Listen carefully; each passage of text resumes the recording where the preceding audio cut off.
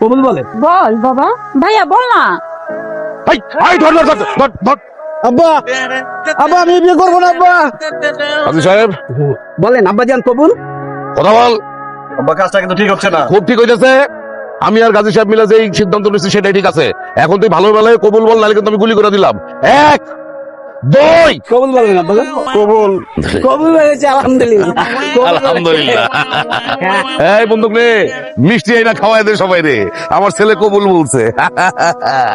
আচ্ছা, আপনার আর আপনার বাবার কি কোনো বিবেক নাই? আপনার কথা তো বুঝলাম না।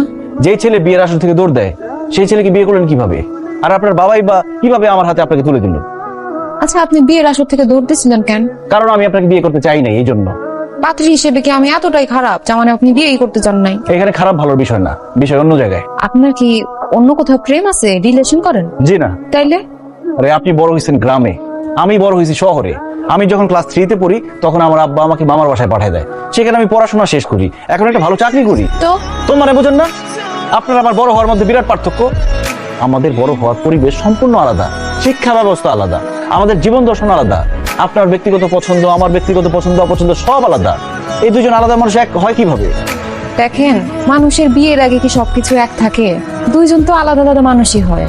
তারপর বিয়ের পরে আস্তে আস্তে পরিবর্তন হয়। জি না, পরিবর্তন হয় না, পরিবর্তন করতে হয়। কিন্তু এই পরিবর্তনটা আমি করতে চাই না, করতে পারবো না। এই জন্য এই বিয়েটা আমি করতে চাইনি।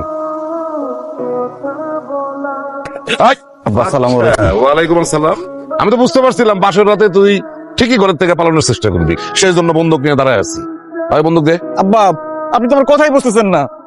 এই তুই আমারও জন্ম দিছস না আমি তোর জন্ম দিছি? আপনি আমাকে জন্ম দিয়েছেন। আরে তোর কথা আমারে বুঝতে হবো নাকি আমার কথা তোর বুঝতে হবো? কিন্তু আব্বা, যুগ তো পাল্টাইছে। আপনাদের যুগ আর আমাদের যুগ অনেক পার্থক্য, আপনি বুঝতেছেন না কেন? এই বাসর রাইতে বইরা বাপরে যুগের জ্ঞান দেওয়ার দরকার নেই বাজান। বৌমা ঘরের ভিতরে একলা বসে আছে, যা ঘরে ঢোক, নাহলে কিন্তু গুলি করে একদম খুলি উড়াই দিব। যা।